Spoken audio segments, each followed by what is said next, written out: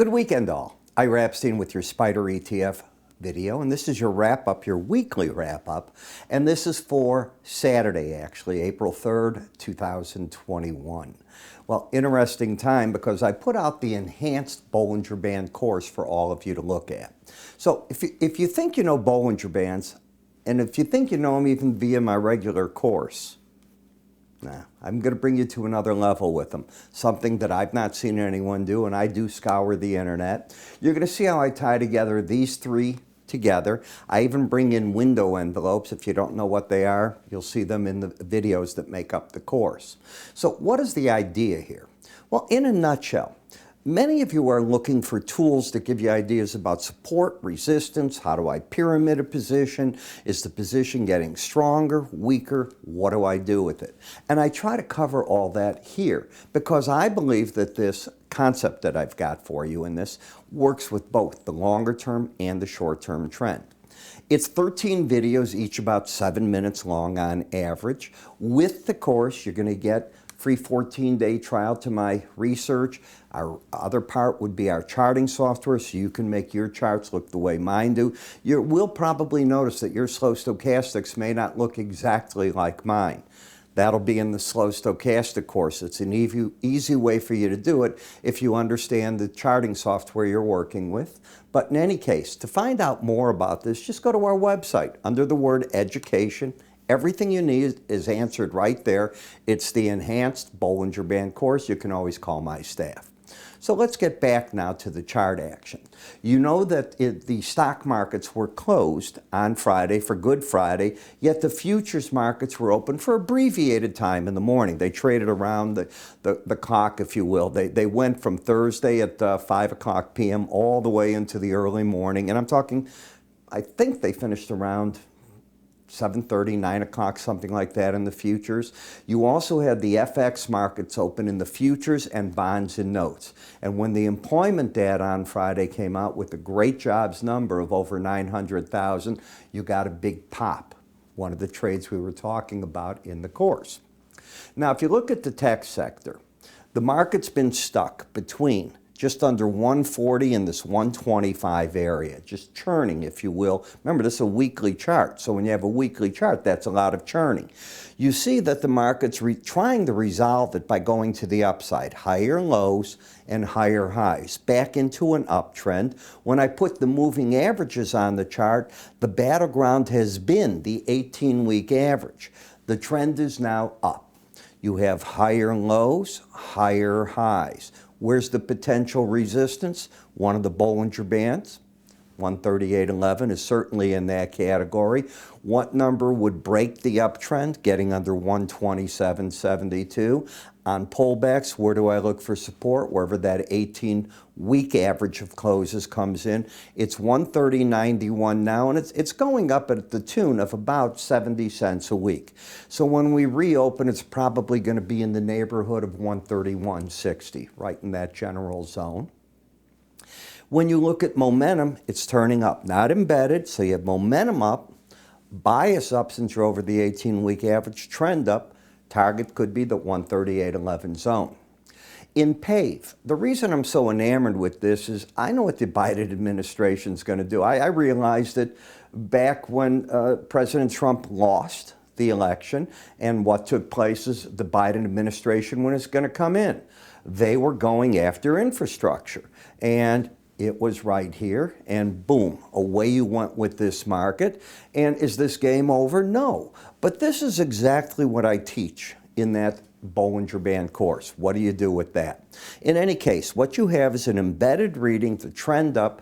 You keep hitting the resistance on the pullbacks. I believe the pros will keep buying and coming out against that Bollinger Band until the red line closes under 90. The key is, where do you buy?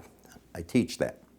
In the industrial sector, you have a fully embedded reading. You've had the higher lows, higher highs. You keep hitting the Bollinger Band. You keep pulling back. The market continues to stay in an uptrend. I don't look for sustained moves over the Bollinger Band, but I look for buying opportunities in this market until that red line closes back under the 90 level. We then come over to the energy sector. And on the energy, I've got higher lows, higher highs, bullish. Now, here's something that happened. You started losing that reading. See here, you had an 80 reading, and let me come this week. And that was April 1st. You just lost the embedded reading. The only time you can re-embed, which means that you've lost the momentum, it starts turning down, but then it comes back up, is the week after it lost it. And you would have to keep both these numbers over 80 on a closing basis. They did fall to the first objective. It's the closest moving average when you lose that, and it happened to be the 100-day. So now the question is, can it regain that?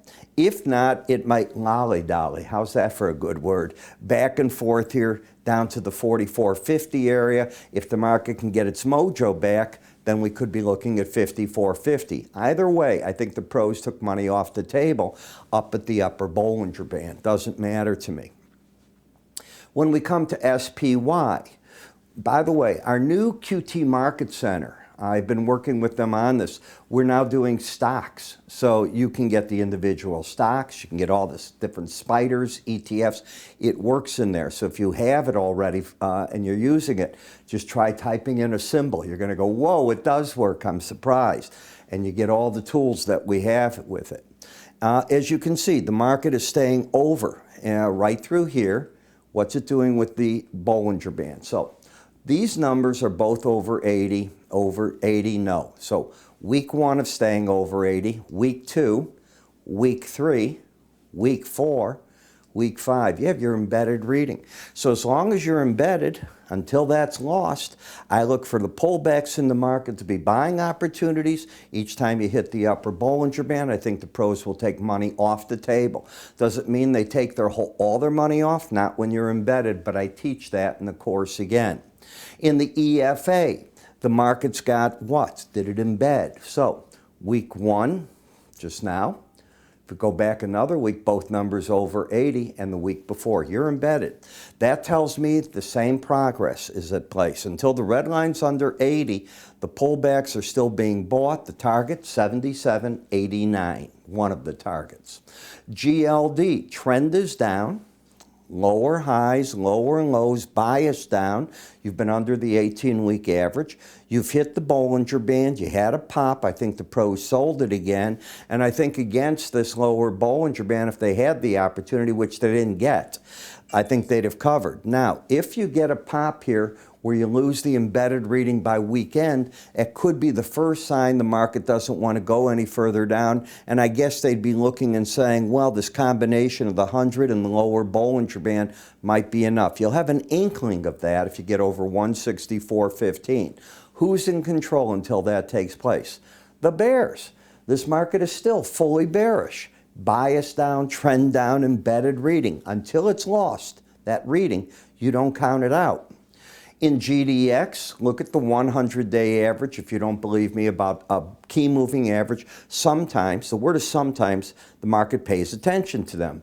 And the combination generally of a Bollinger Band bottom and, I'm talking the lower band, and the 100-day average often gets traders' attention. So that's what's happened. You're also not embedded. You're just oversold. So do I think you're attracting selling? Might be the word here. No, not on the weekly chart. Too oversold, I think, to get a pro's attention. SLV, what do I think this week was? Cover all shorts week. 22, you got down to the lower Bollinger Band. As far as I'm concerned, that was a cover all shorts. That does not mean I'm bullish, but the way I'm teaching, and it is in the enhanced course, you see that, you've got 23.92 as the resistance point, but because you're oversold, I don't think the pros are going to be aggressive on that. In TLT, we have the pattern of lower highs, lower lows. Look at this average, how it's paying attention. Now, come back with me right here. Here is the first test coming up of the 100 and the lower band. I would have normally thought, okay, that's the spot where you're going to get the pros' attention. Were we embedded? Both numbers that week were under 20, both under 20, both under 20. So you had the whole embedded reading. And what the market decided to do there is hang for just a little bit, and if it gave ground, what's the potential new target? Well, it can't be the Bollinger Band or that. It might be the 200-day.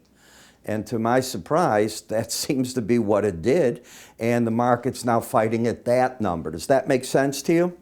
If you lose the embedded reading with the red line over 20, the next target's up here. What else did we have on the weekly chart? You had a bearish crossover. Not here, the week of ending the 19th, but here. And when you get that, it often means a new low, and the market hasn't yet done that, so we'll see what happens. FXE, you went down to the lower Bollinger Band and the 200-day average. You've watched this for about 7 minutes now, 8 minutes. You know what I'm going to tell you? That's where I think the pros would be covering. You're oversold. The downtrend, lower highs, lower lows. Hard one to catch this trade, by the way.